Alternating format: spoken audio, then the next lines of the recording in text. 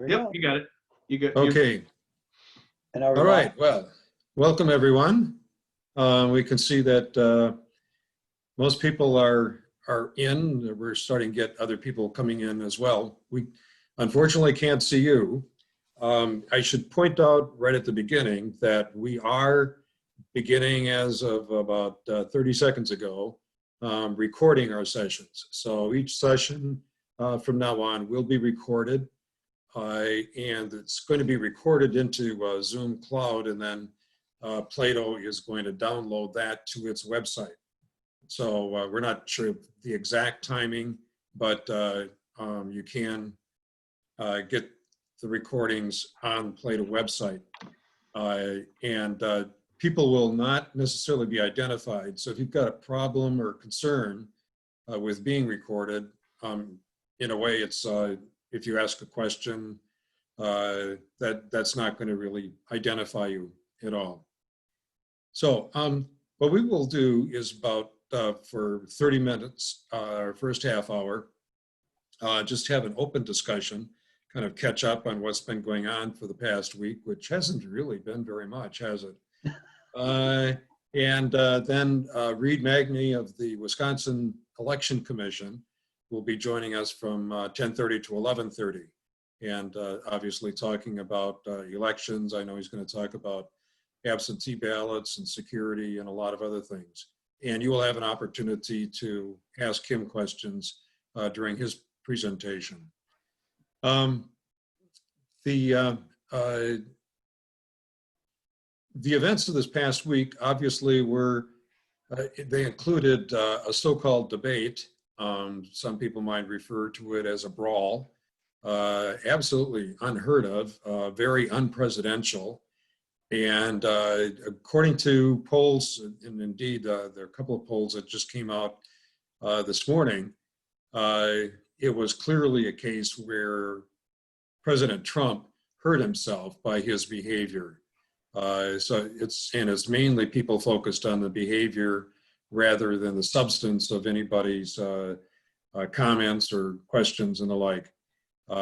Chris Wallace didn't come out too well, although I think we can all kind of sympathize with him in terms of, well, if you're a moderator, you know, what are you going to do when one of the debaters really starts yelling and screaming and interrupting and makes the whole thing less than a debate? And should probably point out that the word debate over the years has been used somewhat inappropriately. Those of us who debated like in high school or according to debate rules would not identify with this being a debate, but more kind of alternate presentations and some open discussion. But in any case, that was the debate. Doesn't seem, as we anticipated, doesn't seem to have changed people's minds. Maybe has had an effect on mobilizing people and turnout. And in a way, that's kind of where we are. It's more focusing on turnout rather than persuasion as we move forward with the elections. Reminder: tomorrow night at 8 o'clock our time will be the vice presidential debate. I think the anticipation is that that's going to be a much more civil kind of affair. And as people are anticipating it, on the one hand, there's an expectation that Kamala Harris has a lot of advantages because she's been a very skilled and experienced inquisitor in her position, both as Attorney General as well as in the Senate. However, I think there's also some realization that it's going to be a very different kind of role for her to be. She's not going to be asking questions like she would at a Senate hearing. She's going to be responding more to the questions of the moderator and questions from Vice President Pence. So it'll be interesting to see how that debate goes. Realistically, probably not going to make much difference in terms of how people vote. People very rarely vote because of the vice president, period. And debates particularly among vice presidents, don't make that much of a difference.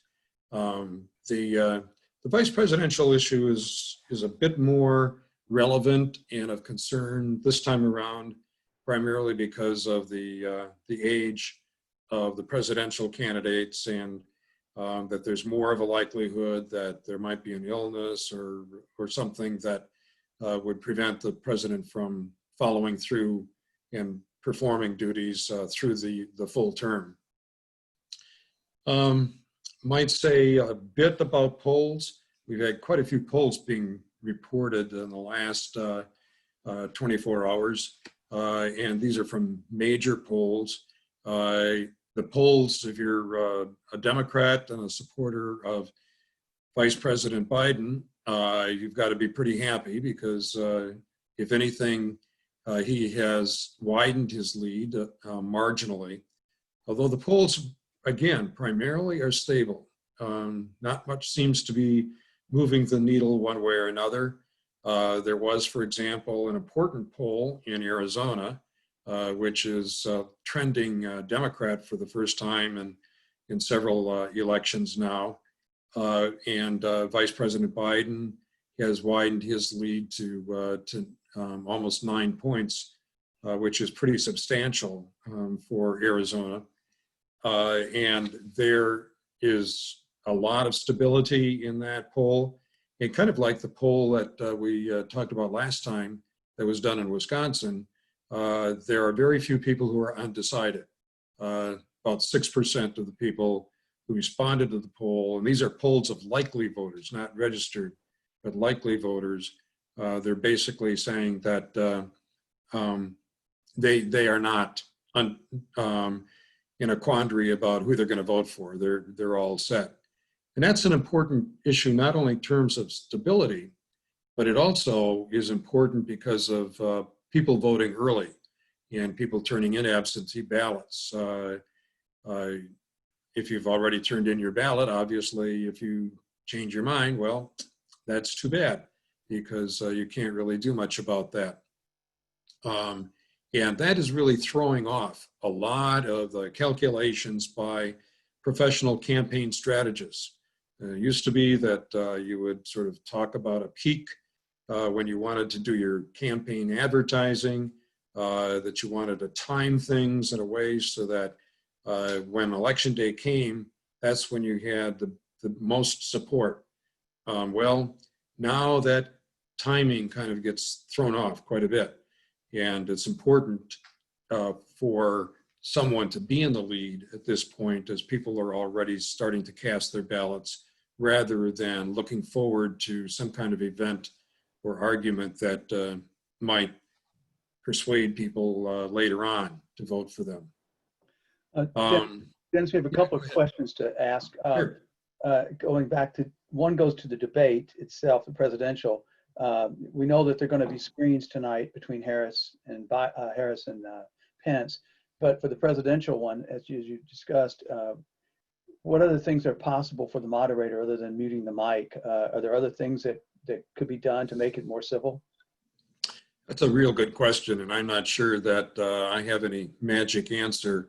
I think muting the mic is one that's a common kind of suggestion, but that's somewhat, when you think about it, if you're going to mute somebody's mic in the middle of a contentious debate like that, then you've got to be careful because you're going to get accused of muting the mic inappropriately or prematurely. So that in itself becomes an issue for the moderators. One possibility is that Chris Wallace might have at one point physically just stood up and said, wait a second, let's pause, and very dramatically tried to calm everybody down. It seems like, and there's been a fair amount of leaking from the team that prepared President Trump, that it was a conscious strategy for him to try and throw Biden off, to rattle him. And so it's not clear that there would have been anything that would have changed that much in terms of what the moderator did. Do you think that they, with this COVID and not knowing what drugs for sure that Trump is on, the question is, should they even have any future presidential debates? I think it's a great question. And um, like for the vice presidential debate, they're going to have plastic barriers between the two candidates. Well, this next one is supposed to be a town hall kind of format for the presidential debate. That's going to be a bit more of a concern. I mean, they can certainly do some social distancing there, but that's if they do have the debate, and I think it's really questionable. If you think about the 14-day quarantine period, that overlaps with the next scheduled debate. So technically, you might have to call off the debate because President Trump is really not supposed to be out in public. As I think we all have observed, that doesn't necessarily mean that he won't be out in public and mingling with people. So we could have that debate even if the health experts say not a good idea. Again, the town hall format, maybe that gets put aside for something else. One of the things that I thought about after your discussion last week is the whole process of the electoral college and who gets to vote, because I mean, theoretically, Trump could be dead right now, and we'd be cast in exactly this thing that you described, which is when it would be the electoral. They would go to vote, and they could put in any name they wanted. Is that correct? That's correct. It would be up to the parties to decide who would replace people on the ballot. Could they put Pence as president? Could they move him out of the vice president slot, or they have to come up with they'd have to come up with a whole new name like Romney or Nikki Haley in a presidential spot? They couldn't just push Pence up. They could push Pence up, but they wouldn't have to. They could really nominate somebody that we've never heard of before. I mean, to be extreme. And you would think that there would be a lot of potential candidates, a lot of people who would be interested in having that slot. Right now, it would look like whoever is in the slot is not going to be in a great position in terms of winning.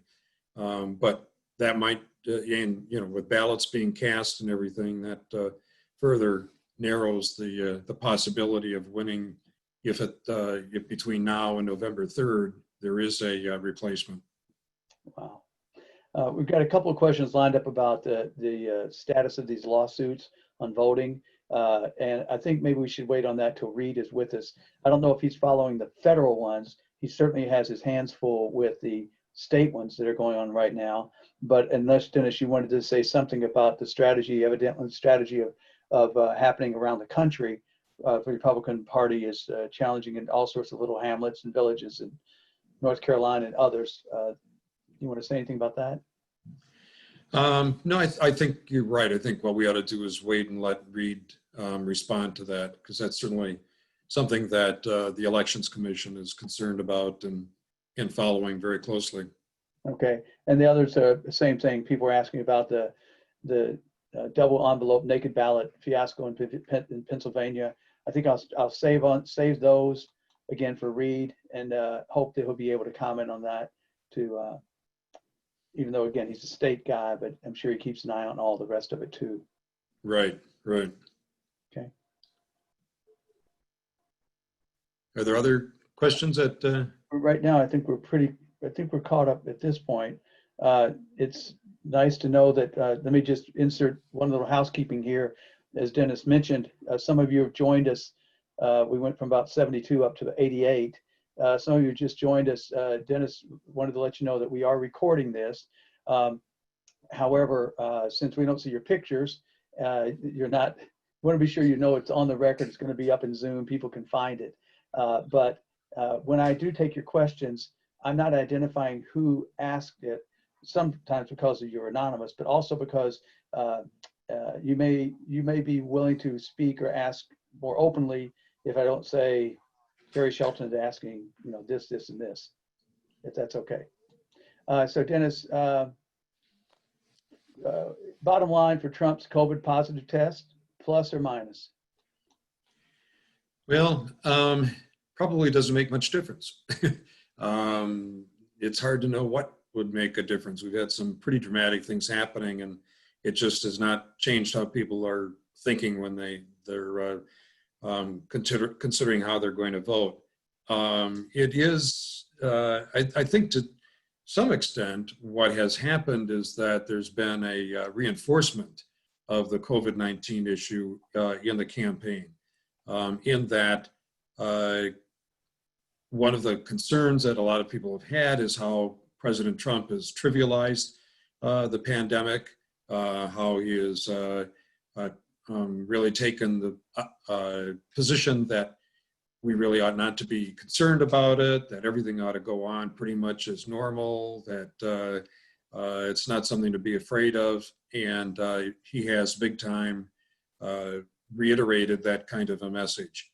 And that's a message that for most people, according to the polls, that hurts him. Most people think that the pandemic is real. At one time, he called it a Democratic hoax. Well, it's kind of hard to call something that that's actually put you in the hospital as a hoax. But he has really tried to make it something that is not something we ought to be concerned about, and we certainly ought not to be holding him politically liable for it. And I think the fact that he had to go into the hospital has just reiterated a lot of that. The other thing to point out is that, okay, so he's not in the hospital any longer, he's in the White House. Well, we all know that in the White House, there's opportunity for a lot of attention from the doctors, and you can have the kind of therapies and treatments in the White House that he could have for the most part in the hospital as well. And so then the question becomes, number one, and apparently there's a lot of concern that's kind of leaked out on this, is if you're working in the White House and their protocol is you shouldn't be wearing masks, that it's something that is a concern. Are you going to get sick? Because you're indoors, the virus gets in the circulation system indoors, and that's one way that it spreads. The other is that if it turns out that President Trump has to go back into the hospital because he gets worse, and that's clearly a possible scenario, that's going to undercut a lot of what he's trying to convey with the idea of, hey, this is not a big deal, don't be concerned about it, go on about your normal life, whatever that is. Okay, well, we are joined by Reid Magney. Thank you, Reid. Obviously from the comfort of your home, not your downtown office. Reid is the spokesperson for the Elections Commission, and I'm trying to get all the other things here that I want on you, Reid. I've known Reid for a long time as past reporters and editors, and he was also working with the Government Accountability Board before that was disabled and turned into the Wisconsin Election Commission. So he's been public information officer for both of those, former manager at WKBT TV, and reporter at the La Crosse Tribune, and others. And Reid, you've been in the thick of this now for a lot. Do you want to give us a little overview of maybe just what's happening today? We've got several questions lined up about voter suppression, absentee, how do we count it? What's the status of these lawsuits? You might have some ways that you just want to start the address, and I'll give questions as it goes along. Sure. And Reid, you might want to change the name. Oh, I don't want to right. get blamed. Yeah, I got to do that again here. Hang on a second here. So Reid, what is the collection behind you? Are they frogs? No, they are different bears, ceramic bears of some sort. I don't know if you can see, I've got some other bears. Oh my gosh. Wow. So have you survived a mauling? Yes, I have. That's what happens every day at the Elections Commission. Right. Yes. So very nice to be here with you all. Yeah, so I've been with the state for 11 years, almost 11 and a half years now. I was a reporter for 25 years before that. And then I got laid off in 2008 when I was in lacrosse. And I was out of work for about 9 months. And then Kevin Kennedy at the Government Accountability Board scooped me up out of the dust heap and put me to work for the state and for the voters of Wisconsin. And it's been a constant roller coaster ride. Almost the first day I started, we had a little crisis. Somebody had sent out letters to, like, I don't know, 300 or 400,000 Wisconsin voters, telling them to contact us because there was something not right with their voter registration records. There was like a discrepancy in how their name was spelled or something like that, and ask them to call us to correct it. Of course, nobody thought that, we ought to have enough staff to answer those phone calls. So our phones were swamped, and everybody wanted to know what was going on. And that was kind of my first baptism by fire in working for the state. So anyway, we've been through a lot. We've been through the governor's recalls in 2011 and 2012. We've been through the whole John Doe thing. We've been through the legislature basically breaking up the Government Accountability Board into separate ethics and elections commissions. We've been through the presidential recount in 2016. We've been through concerns about Russian hacking and all of that kind of stuff. And then, about a year ago,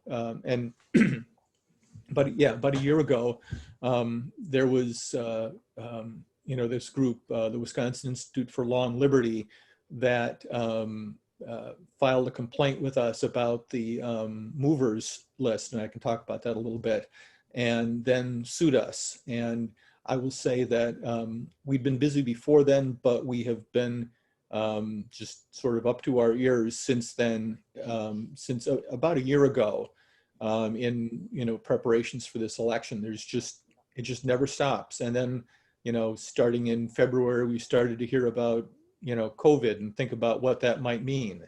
I forget exactly when my last day was in the office. It was probably somewhere around March 10th or 15th or something like that. I've been back to my office in downtown Madison once since then, mainly to pick up this little microphone so I can talk to people on Zoom and other video meetings and stuff. So it's been quite interesting. We've been through a lot. We've been, through the election in April, and we're coming into the home stretch now. So I guess I'd like to talk to you guys a little bit about, Terry asked, sort of where things stand today. The couple of things that are sort of boiling out there is back in April, there was a lawsuit in Madison before Judge Connolly in U.S. District Court. And he had ruled that, so he had extended some deadlines to register to vote and then to request an absentee ballot. And then he also extended the deadline for people to return their absentee ballots until the Monday after the election back in April. And then that got appealed to the Seventh Circuit Court of Appeals in Chicago. And then that case went all the way up to the U.S. Supreme Court. And shortly before that election, the U.S. Supreme Court says, well, you can have the ballots come back as late as the Monday after the election, but they have to be postmarked by Election Day, which was something that had never been litigated, never been discussed in any of the litigation, having a postmark deadline. But the Supreme Court said it, so it was the law. And of course, I don't want to say nobody told the post office, but after the election, we learned that, the post office does not actually postmark every piece of mail that goes through anymore. It was a surprise to me. I'm 50, 58 going on 59. And I remember the days when, you know, every letter had that circular postmark that canceled the stamp and had the city that it came from and the date, maybe even a time. But we came to learn that they don't all have that anymore.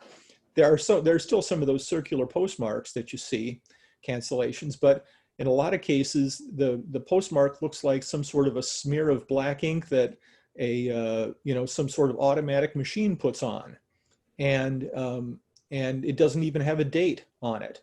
So we were left with questions about, okay, you know, how do we know that this absentee ballot was postmarked by before midnight on election day? And in a lot of cases we didn't, and it was up to the local boards of canvassers, the local clerks, to figure that out. And so anyway, it's those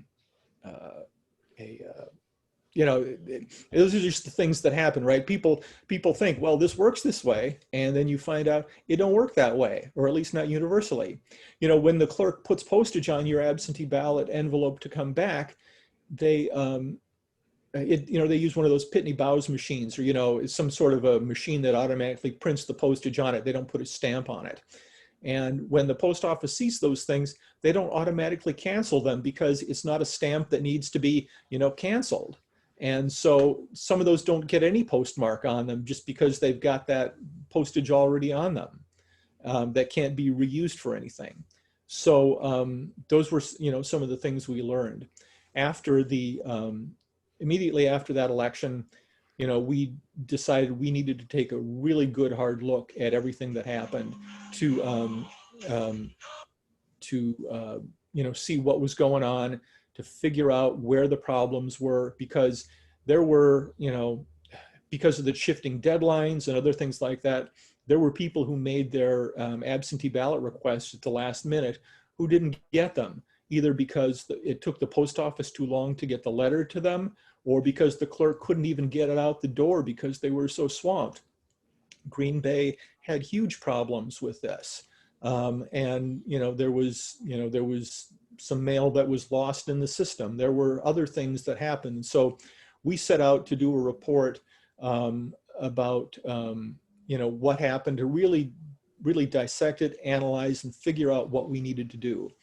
And I can share with you a link to that report if anybody's interested in seeing that. But based on that report, we decided that we needed to make changes to our systems, our back office systems that support the clerks. One clerk said that it took her approximately 18 different steps or clicks with a mouse to issue an absentee ballot to somebody who had requested one online. You know, they didn't, when somebody made a request to the MyVote website, the clerk got an email that had the voters' information and a copy of their photo ID attached. And, having to either print those out or do all the keyboarding work, it was just too much. So we basically rebuilt that system, from the ground up, and made it so when people apply for an absentee ballot, the clerks gets a message and you have a new application, and they actually see a list of all the people who have applied, and they can go through one by one, look at the IDs that the people submitted and approve them, and go and, print the address label. But that took a great deal of IT development by our staff. We have a fantastic staff of IT developers at the Elections Commission, and they did a very nice job of rebuilding that. We also wanted to make sure that voters had more information about what was up with their ballot. One of the clerks said that every absentee ballot request they got seemed to generate 2 additional phone calls. One call was from the voter calling the clerk saying, "Did you get my application?" And the other call was, where's my ballot? And maybe a third call is when they sent the ballot back, "Did you get my ballot back?" And so we made changes to the My Vote Wisconsin website So when you go there and you put in your name and your date of birth, if you've got an absentee application, you can see where it is. You can see that when it was approved. You can see when it was prepared. You can see when it was mailed. You can see your anticipated delivery date. And then once you get it and send it back, you can see that the clerk got it back. And if there's a problem with it, we also give you a message that says your ballot has been sent back to you to fix a problem, or you need to contact the clerk's office in order to to fix a problem.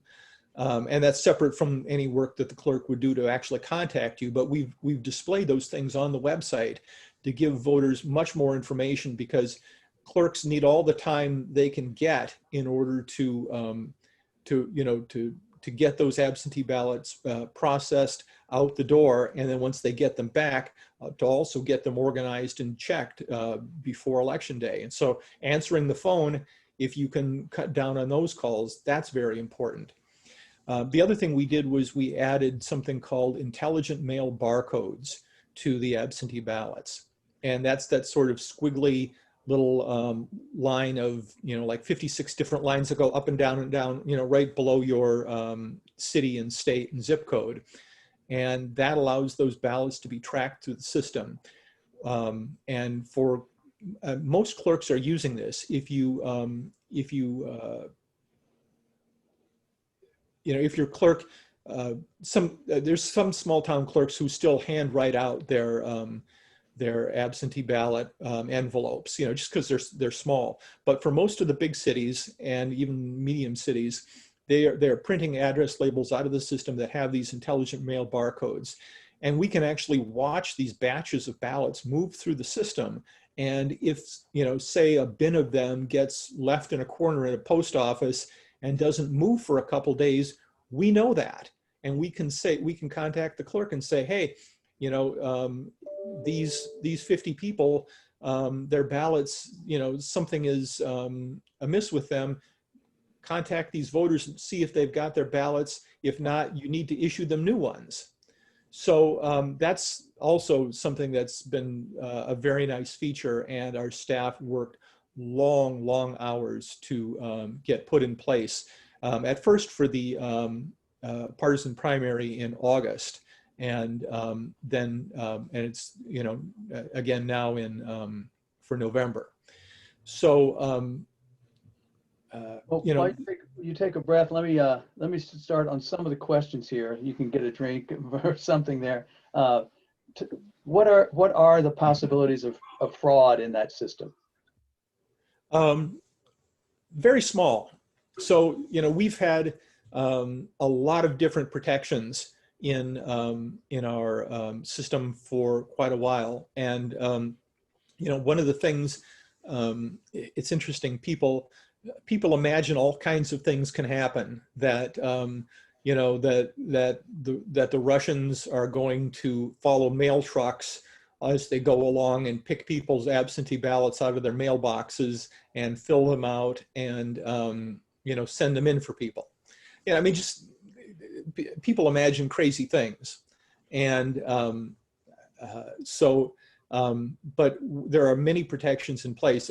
First, for requesting an absentee ballot, in order to request an absentee ballot, you have to provide your clerk with a copy of your photo ID, the same as you would present at the polling place. If you use a smartphone to make your request on the MyVote website, it takes 2 minutes, and part of that is the time you give your phone permission to use the camera to take a picture of your photo ID. It's a really slick process. And and then your clerk is going to be looking at your photo ID to verify that it matches with your name, that you didn't send a selfie or a picture of your dog. And believe me, those things have happened. So anyway, there are a number of protections built in. You have to be a registered voter to request an absentee ballot. At the polling place, your ballot isn't counted unless certain conditions are met. When you request an absentee ballot, there will automatically be a watermark on your name on the poll book at the polling place. So if you show up to vote there, the poll worker is going to ask you, hey, Reid, did you vote? We see here that you got an absentee ballot. And if I say, no, I got an absentee ballot, but I decided I wanted to come down in person, they're going to say, fine, sign here. But if I returned my absentee ballot, it's going to say so on the poll book, and they're not going to let me vote, a second time. So there's a lot of protections in place. And one of the things we spent a lot of time this summer doing is developing an educational campaign about that. And do you mind if I share my screen and show you let me just see here. Dennis, you've got to let me share my screen. Oh, okay. We got a 2-minute video I'd like to share with y'all.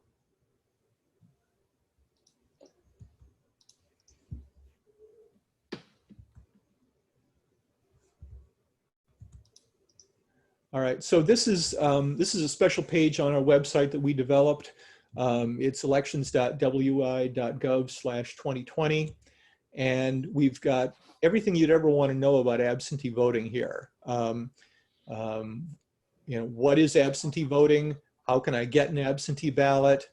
How do I fill it out? How do I return it? Then we also have videos on how they're counted and why they're secure. And so I'm just going to play this security video for you. As Wisconsin gets ready for the upcoming election, people are asking, how can we be sure Wisconsin's election results are accurate, especially with so many people voting by absentee ballot this year? It doesn't matter how a vote is cast. In Wisconsin, our election officials use a mix of technology, highly trained people, and practical safeguards to protect against errors, fraud, and interference, and to make sure that every valid ballot in every community gets counted correctly. The first step, keeping rigorously evaluated and updated voter records. Officials are alerted when voters become ineligible, and a powerful statewide voter database tracks every registration and ballot, helping to ensure only one ballot per registered voter is counted. All those votes are counted securely on Election Day at local polling places or, in some communities, at a central counting facility. Absentee votes, too, which are usually counted on the same voting machines voters used at the polls. Those machines are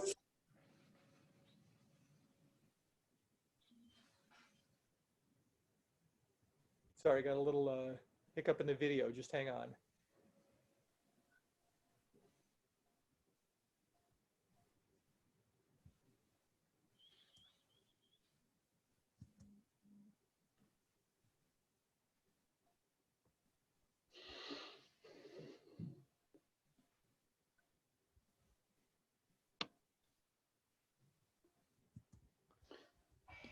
Well, that's slightly unfortunate. I'm not, maybe I'm using a little bit too much video here, a little too much bandwidth.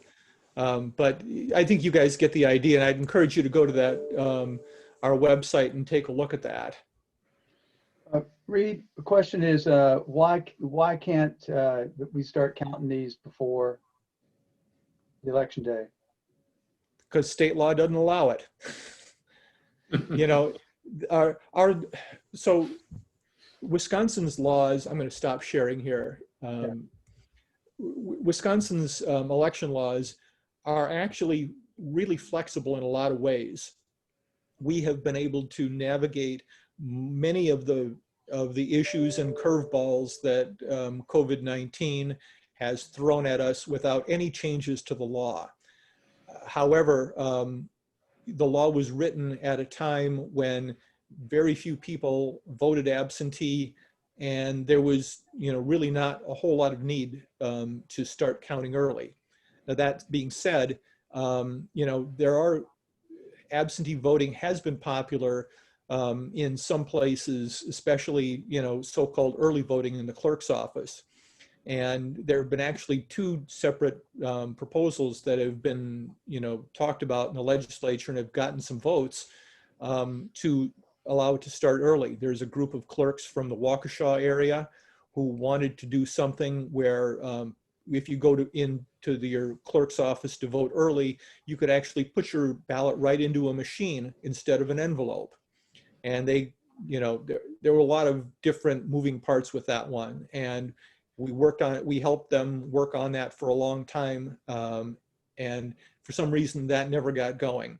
There was a separate group of clerks who just wanted the option to start opening those absentee ballots on the Monday before the election. And for some reason that never went, that didn't end up going anywhere either. So and I think the one that allows the voter to put their ballot right into the machine in the clerk's office actually passed the assembly, but it never got scheduled for a vote in the Senate. So, So how quickly will we be able to count those ballots? Well, that's another good question. They can start at 7 a.m. on election day, and we're going to see how long it takes. Our clerks are telling us that they're staffing up to make sure that they can get that done, but I wouldn't count on turning on your 10 o'clock news on election night and, hearing that there's enough votes in to, for somebody to unofficially claim victory in Wisconsin, or for, whether it's the AP or one of the major networks to quote unquote call a state for either candidate. Those results are all unofficial, and it may well be early into the morning. It could be the next day. We just don't know. But what I want you to know is that if that happens, that doesn't mean that anything is necessarily wrong. It means that clerks are taking the time to make sure that they get it right, that they're doing it accurately. Do you think in the future there will be online electronic voting? Would that be viable? Never. Not in my lifetime. Okay. I don't think so. So the issue with electronic voting is how, we have electronic banking, right? But the bank needs to know that that's my dollar. This credit union needs to know that that's my dollar.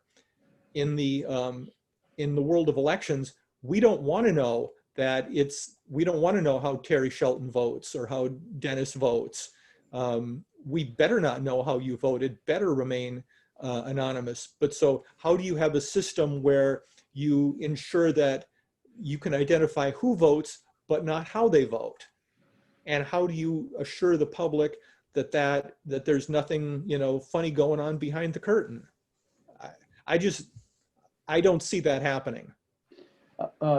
Do all polling places now use optical scanners, or are there still clunky systems in existence? So 85% of the ballots cast in Wisconsin are cast on optical scan paper ballots.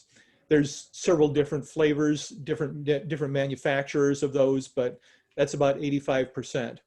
About 5% are actually hand-counted paper ballots, hand-marked, hand-counted paper ballots. And those are usually cast in the places, in the remaining 10%, we have some old touchscreen machines known as DREs, direct recording electronic. Those machines actually have a paper cash register tape inside that is the official record of the vote, not the electronic, what's in the memory, but what's printed on that tape. And the voter can actually see that. I'm going to choose to vote for George Washington. I can see it print George Washington in the through the window on the machine. That's the official record. So, but for people who don't like those machines at those places, they have the right to a paper ballot, a hand-marked, hand-counted paper ballot. And that's about 5% of our total. Wow. Did the post office, one question is, did the post office say it would guarantee any envelope they had would be postmarked by the 3rd? No. Okay. They haven't, what the post office has said is we need 7 days to make sure a letter gets to where it needs to go. And even with that, I don't know, when is the post office guaranteed anything? Unless you pay them $40 for an overnight letter or something, right? Does it help to put a stamp on your return, on your return ballot instead of? No. Nope. No, the postage is paid. And even if, you know, there are some small communities where the clerk doesn't put postage on them, but the clerk still gets charged for postage. And those you can put one of those things into the mail, and even without postage on it, and it will get to your clerk, but the post office is just going to send your clerk a bill for each of those letters. Okay, because there was something about if they were handling it by bulk mail, then you were better off putting a stamp on it, so they had to handle it as first class. No, election mail is effectively treated as first class. You don't need to put an extra stamp on it. So we don't have the double envelope naked ballot type of thing in Pennsylvania. What's the most common mistake that disqualifies a ballot, an absentee ballot? The most common mistake is either failing to get a witness or having your witness forget to put his or her address on their name on there. When you get an absentee ballot, there's three things you need. You need your signature, you need your witness's signature, and you need your witness's address. And there are some situations like if your spouse or somebody who lives at your house is your witness and they forget to put an address on it, the clerk may be able to sort of, I don't know, the correct word is impute or infer, or, that, oh, this is John Smith and Mary Smith. They both, Mary Smith lives with John Smith. We can assume that they both live at 123 Main Street. Clerks are able to do that sort of thing. But on the other hand, if you have your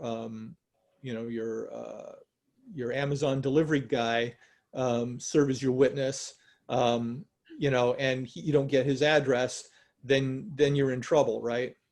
One of the big problems that we had back in April was that there was a short window of time when Judge Conley in Madison said, you don't need a witness for your absentee ballot if you are having, trouble finding one. And so then there were people who heard that and said, okay, well, I'm going to send it in now. And then 2 days later, the Seventh Circuit in Chicago says, nope, you can't do that. And those people were out of luck. I don't know exactly how many, but I'm assuming there were a couple thousand people across the state who did that. And, that late, right before an election, with all of those ballots coming in, there was almost no way for the clerks to contact those people and, get them to be able to cure that. If I were a Republican attorney, I'd file suit challenging all ballots received after Election Day and throw out any without a clear, legible postmark. Is there a plan to maintain the viability of ballots received after the polls close? Well, we certainly have, chain of custody records. Again, a ballot that arrives after Election Day has to be postmarked by Election Day or before. And so, our best advice, what we're telling everyone is, get your absentee ballot now, if that's what you want to do, and vote it and return it now. Don't wait until October 29th. Legally, the deadline to request an absentee ballot is the Thursday before the election. And we are telling people in every communication we put out there, this is the deadline, but do not wait for that, because if you do wait that late, you are going to be disappointed. Your clerk is not going to be able to get that ballot to you in time, likely. And even if they do, then you're not going to be able to mail it back. So, that's another, a relic in our law from another time when you could, walk down to your corner mailbox, put it in there and it would arrive downtown the next day. That's no longer the case. In Madison, your ballot is going to go to Milwaukee first and then come back. Or if say you live in La Crosse, your ballot is going to go all the way to St. Paul and come back. I think that after this election, our legislature is going to have to take a hard look at some of the deadlines and the rules regarding absentee ballots, just to modernize things. I don't know exactly what those changes should be, but I wouldn't be surprised to see that happen. On that thing about incomplete, incomplete information, if they left off a zip code or the state, would that?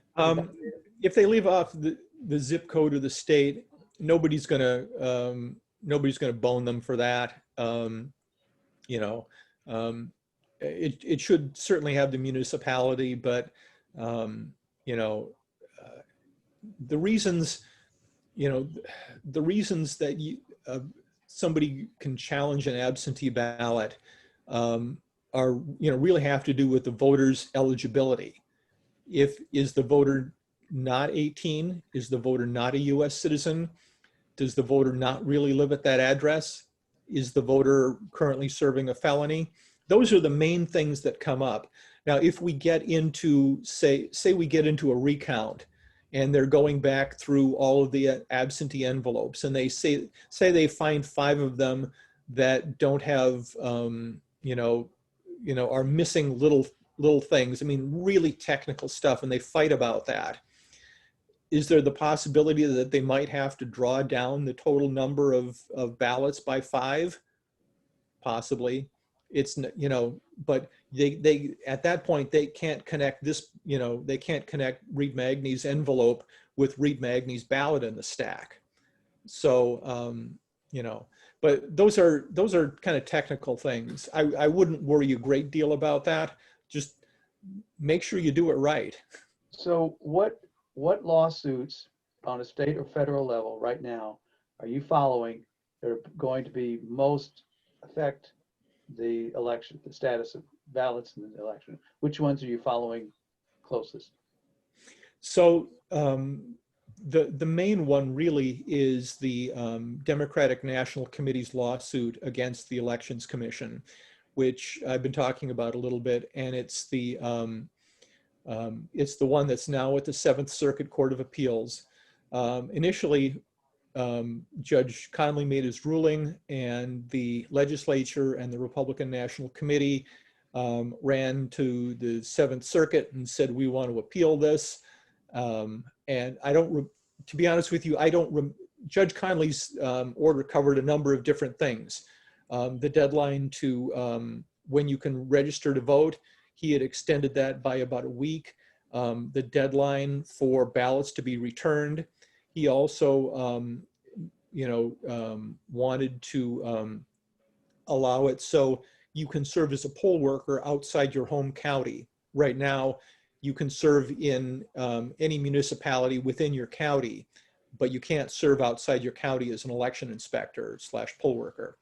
But he allowed them people to serve basically anywhere in the state. So there were a number of things, and I don't recall exactly which particular things that they didn't like, but they ran to the 7th Circuit, and basically the 7th Circuit said, we don't want to hear from you. You guys don't have any standing to appeal this. There's no evidence that you were harmed by it. And and one of the things they cited specifically was that they said the Wisconsin Supreme Court made a ruling in that lame duck lawsuit that basically said that the legislature could not appeal these sorts of things. And the legislature said, wait a minute, that's not what the Supreme Court said. And the Court of Appeals said, yes, that's what they said. And the legislature said, no, they didn't. We want you to ask the Wisconsin Supreme Court. And so finally, the 7th Circuit said, okay, we'll let the Wisconsin Supreme Court weigh in. And I'm not exactly sure where this stands, but I think the Wisconsin Supreme Court is going to issue some clarification on what their ruling meant and whether or not that will make any difference for this particular appeal, or whether this panel of judges in Chicago is still going to say, okay, we heard from you and we still don't agree. I don't, or maybe they will agree with something. I just don't know. So you're set up to handle, no matter where it goes, you're set up to right prepare to accept the later ones, or close Right. off the way they did it. Yeah, exactly. And we're not at a point where any of the things that Judge Conley ruled on really affect what's going on. I mean, as we get closer to October 14th, which is currently the deadline to register online or to register by mail, then we're going to, then there's a question of whether that can be extended. And I'm really hoping we get that resolution by then. But otherwise, the thing on where you can serve as a poll worker, that isn't really effect until November. Again, the deadline for people to return their ballots, that's also not until November.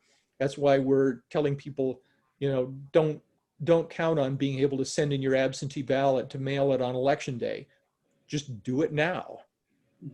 So there's several questions about the polls, poll workers, whether or not there will be police around to protect, or Trump has said several times, calling on the Trump army to show up to be at a poll. Can you tell us what happens around, who's allowed and what's kept out for that?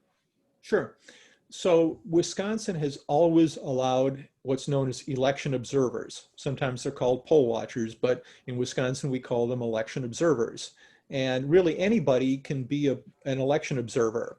If you want to, if you're not working at the polls, and, if you're really interested in this, work at the polls. But if you don't want to work at the polls and you just want to see what's going on, you can show up at your polling place, find the chief inspector, who is the person in charge of that polling place, tell them you're there to be an observer, and they'll ask to see your ID, and they will have you sign in on a sheet, and they'll tell you where to go sit, which is usually anywhere from 3 to 8 feet behind the desk where people check in, and you can sit there and you can watch the whole thing go by. You can't take pictures of voters coming in with your phone or video or anything like that. You can't be interacting with voters. You can text on your phone. You can't talk on your phone, but you can be there. Now, if you saw somebody come in who you didn't think was eligible to vote, you could actually challenge that voter. But you have to have personal knowledge that that person isn't eligible to vote, meaning that this person isn't at least 18. This person is not a US citizen, or that this person doesn't live where they say they live, meaning, Joe comes in, he lives at 123 Main Street, and he doesn't live there because you live at 125 Main Street. You were his neighbor for 10 years, and that he moved out a year ago. You could say, hey, you're not registered at the right place. And then they will actually have a little mini hearing right there to determine whether or not Joe gets to vote, or whether he has to re-register at his new address. Those things happen very, very rarely. Most people don't even know about it, but it happens very, very rarely. But if people are, a way to slow down everything. If I saw someone of, I'm just going to say, he looks like an immigrant to me, and I'm challenging you, and then all of a sudden you have to have a discussion with people saying, do I know this person or not, and prove it? I mean, how do you avoid that kind of confrontation and slowing down everything by challenging everyone who comes in who's brown? Right. So what happens is that if somebody first raises an objection and doesn't have any personal knowledge, the chief inspector is going to overrule them and tell them no. And if they keep doing it, they're going to be asked to leave. And if they don't leave, law enforcement will be called and they'll be taken out. The poll workers and the chief inspectors are not going to take a bunch of baseless objections. And and to the best of my knowledge, we haven't had that happen. Now, knock wood, this is 2020 and you don't know what might happen, but we're going to be providing guidance to poll workers about, and I mean, this is already part of their training, but we're going to be providing some additional information for poll workers about this. In terms of, can police be there? So there's we do not want uniformed police hanging around polling places, an eye on things, because that could be intimidating to people, who think, I got some parking tickets. Are they here looking for me? Whatever. We don't do that in Wisconsin. And there's actually a federal law against uniformed federal law enforcement agents, or actually, I'm sorry, the term is armed law enforcement agents being at polling places. So like the FBI cannot be at a polling place. National Guard members in uniform, who are armed, can't be at polling places. The federal government does some polling place monitoring, but the people who go there do not carry any weapons, and they take that very seriously. Can I carry a gun to the polls? I don't think so. Now, that's one thing that we're working on. We had some discussions with this recently with our law enforcement partners, and we're getting some more guidance. It really, in some sense, it can depend on your local ordinances or your local, open carry or concealed carry policy.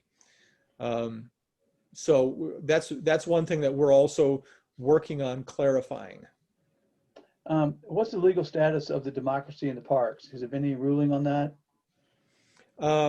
Not that I've heard. The challenges to that were based on misinformation, and I would even say probably disinformation coming from some talk radio hosts who didn't understand what was going on and assumed the worst.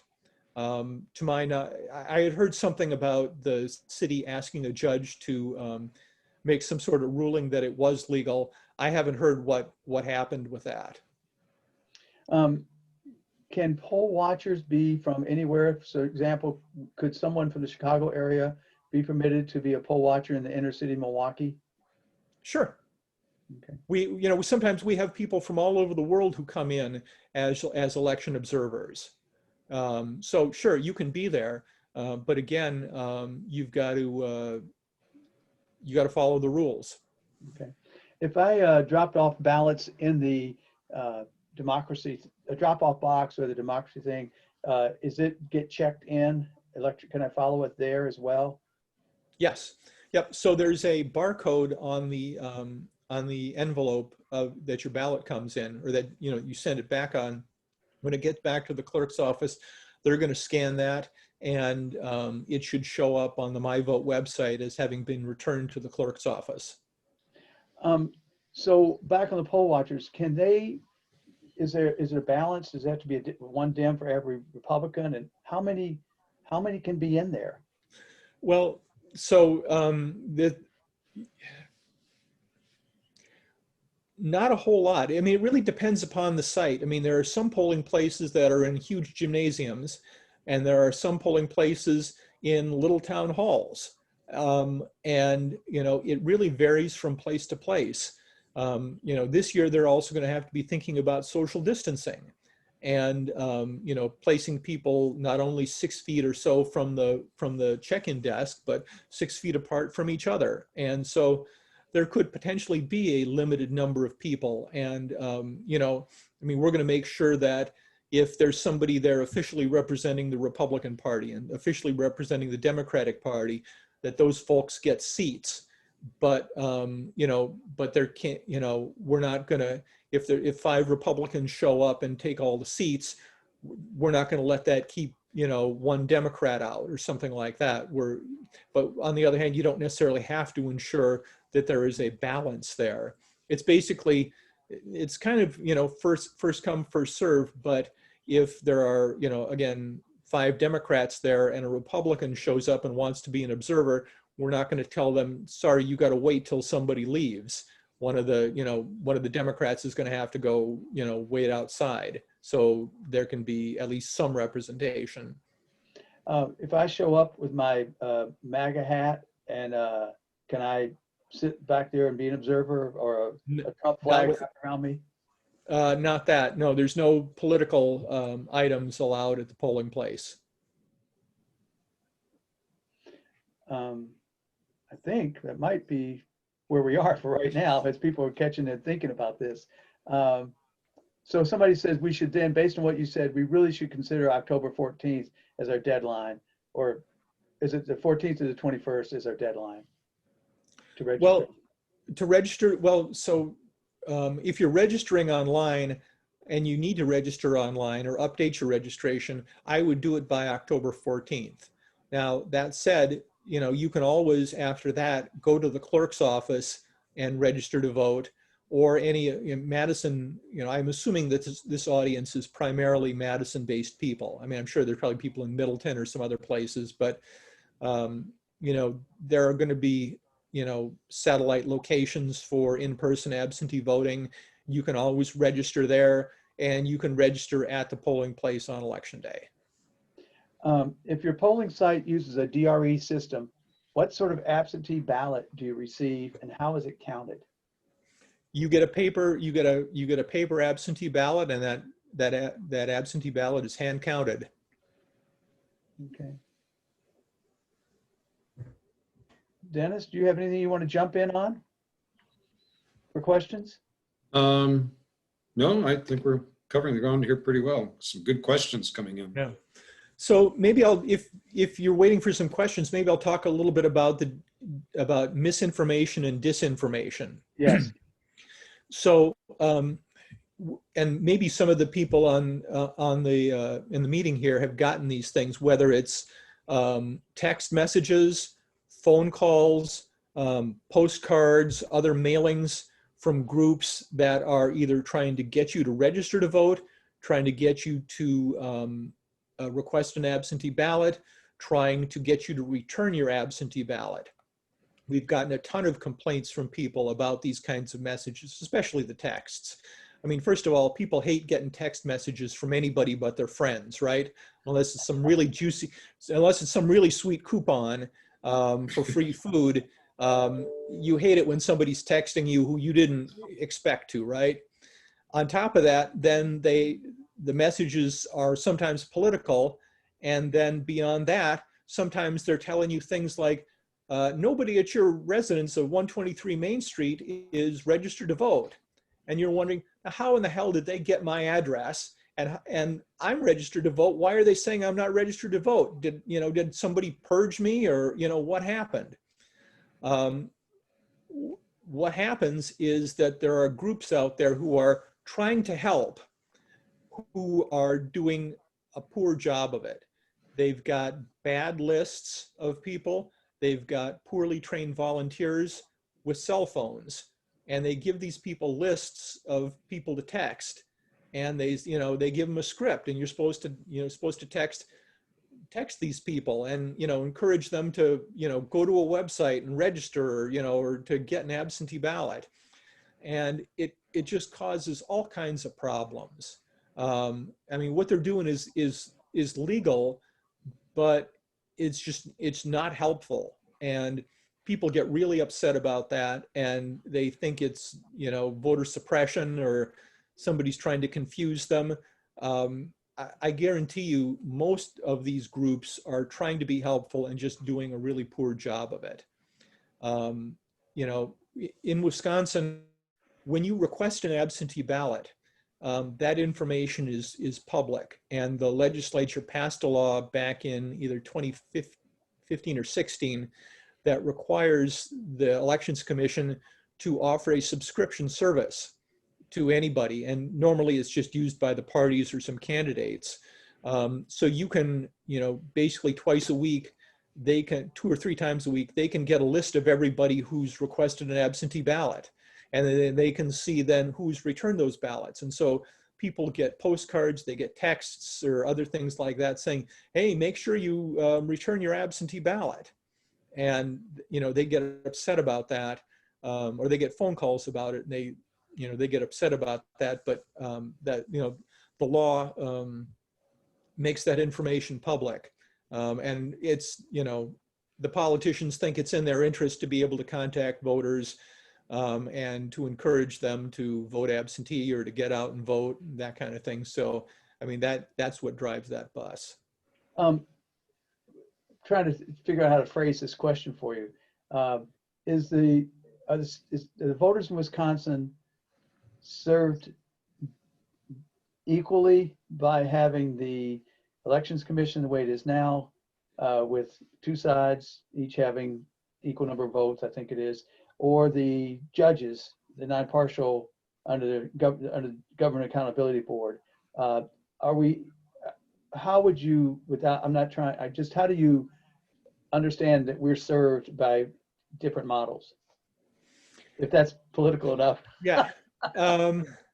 So it's been a very different experience working for both bodies. And in my job, I work very closely with the judges when we had the, and I work very closely with our commissioners.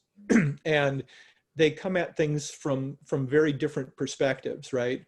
I will say that the appointed election commissioners probably know more about the nuts and bolts of elections, especially because two of our members on the Elections Commission are former clerks who have, who did this for many years, and who really understand what the clerk's needs are. They really understand the nuts and bolts of how elections work in ways that some of our judges didn't understand. Now, when it came to, deciding bigger questions of law and other things like that, the judges may have had some different and more helpful insights into things. So I don't think that there's necessarily any perfect model for doing it. The commission staff, the 40 or so of us who work for the commission, are all nonpartisan. And I think that that's been the constant in this. And I think that's a very good thing. There are some other states where they'll have like a Republican director and a Democratic director, or Republican attorneys and designated Democratic attorneys who work for either the Secretary of State or whatever election commission or board that they have. And there's some people who think we ought to have that. I think we do pretty well with the nonpartisan staff we have. What is the status of those voters' names supposed to be purged? Why do they need to be purged, and what's the status of that? So first, they don't need to be purged. So Wisconsin, back in 2016, joined a group called ERIC, which is the Electronic Registration Information Center. ERIC is a group of about 30 states that agree to share information with our voter lists that allow state-to-state comparisons. So if I moved to Louisiana, well, I don't know if Louisiana is a member, but if I moved to Minnesota, because I know they're a member, that would help and I registered to vote in Minnesota, that would help, Wisconsin know that I've moved and to be able to deactivate my registration here. So when you join ERIC, you have to promise to follow the member agreement.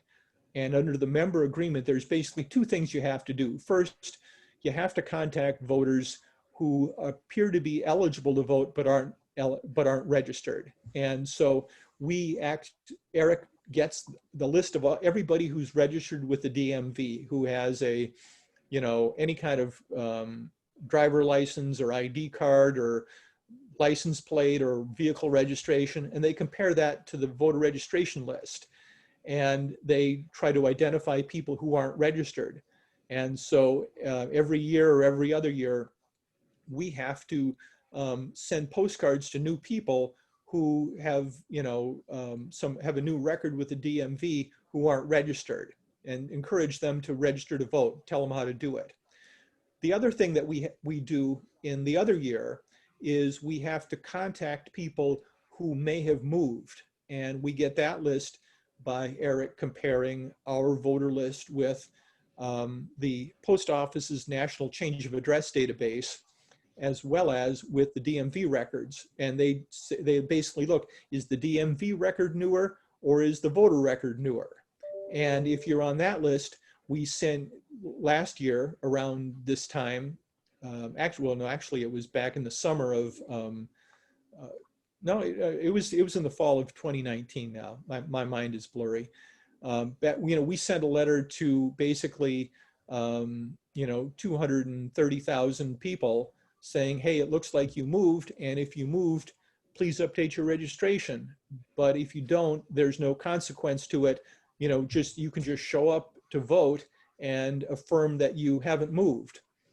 And so we sent that letter out, and then the Wisconsin Institute for Law and Liberty filed a complaint with us and eventually sued us, saying, no, you got to remove those people because they might have moved, and the law says you got to do it.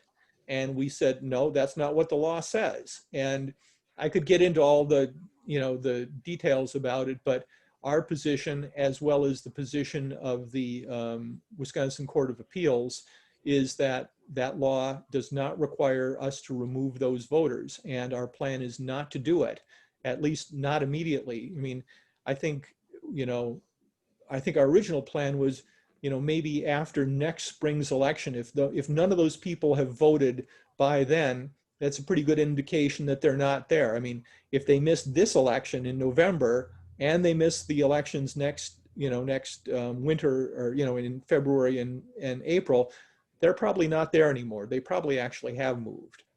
But now that we've been through this and had a more thorough examination of the law, I'm not sure what we're going to do. Now, that case was argued before the Wisconsin Supreme Court. I think it was last week or the week before. And I really don't think that they are going to give us any kind of decision before November. I think they're cognizant that they can't be making those sorts of changes right before the election. And I certainly hope that the Attorney General, who personally argued the case, was able to convince a majority that the Wisconsin law doesn't require that. Can you explain the technical things for actually reporting votes from a local to a county to a state? What are the actual steps? Sure. Actually, I have a video for that. I'm gonna try to do this again and see if we can get that. Hang on a second here.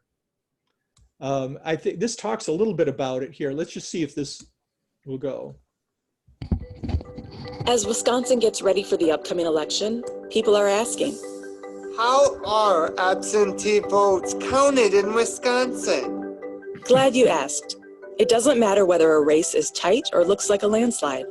In Wisconsin, valid absentee ballots are always counted, in every community and in every election. And local officials take many steps to make sure they're counted securely and accurately. Wisconsin residents must be registered to vote to request an absentee ballot.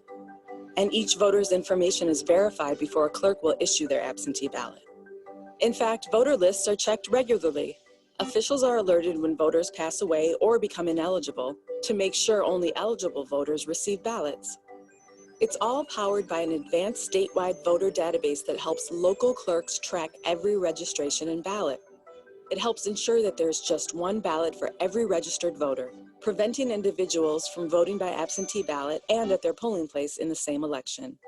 Absentee ballots are carefully collected and securely stored until Election Day, when they're transported to local polling places, or in some communities, a central counting facility. Once there, they're counted on tested, certified, and tamper-evident sealed machines like the ones used at polling places. Of course, technology isn't the only tool we can count on. Wisconsin requires a paper record for every vote that's cast. Voting machines, paper ballots, absentee votes, they can all be verified by hand, a method that's difficult to cyber attack. But if there is a problem, trained election officials will be there to address it. Now you know how Wisconsin counts absentee ballots. Want to learn more about our state's commitment to election integrity? Visit elections.wi.gov. Can't hear it. How Wisconsin is making elections in your community accurate and secure. So that didn't quite address the question. So with that background, so at 8, assuming that all the ballots are in the machine at 8 o'clock. And, you know, this year, it's possible they're still going to be feeding those absentee ballots in after 8. Move your microphone a little closer. Oh, can you hear me now? That's good. Okay. Good. So once all the ballots are in the machine, then what happens is there's actually a public meeting then, and anybody can be there for that public meeting. They will, you know, they take the machine, they turn it into reporting mode, they switch it to reporting mode, and it prints out basically what looks like a cash register receipt that has the official record of all the votes. That paper record is the election results. And they'll print that off, and they're going to read it aloud to anybody who's at the polling place to hear it. If you want to go and look at it yourself, you can. If you want to take out your cell phone and snap a picture of that, you can also do that too, so you can get a copy of it. What happens next, depending upon where you live, if you're in Dane County, what they're going to do is they're going to then switch the machine again into sending mode. And what that does is it makes a cellular encrypted phone call from wherever your polling place is to the Dane County Clerk's office, and transmit a minute or less, transmit all of those results, unofficial results, to the county. And the county has a computer that takes all those results from all the different polling places and aggregates them, and then puts those results up on their website. So you can go to your polling place, snap a picture of the vote totals so you know which candidate, how many votes each candidate got. Then you can, go home, get on your computer, look at the county's website, see, okay, yeah, I see Trump got this many votes. I see Biden got that many votes. Yeah, that's what the county website says. I know that those numbers are the same. Those are the unofficial results on election night. Separate from that, there is a canvassing process, where the local officials will certify their results to the county. By the Tuesday after the election, each county is required to convene a local board of canvassers. And there is, so in Dane County, Scott McDonald, the clerk, is a Democrat. That board of canvassers will have 2 other people on there.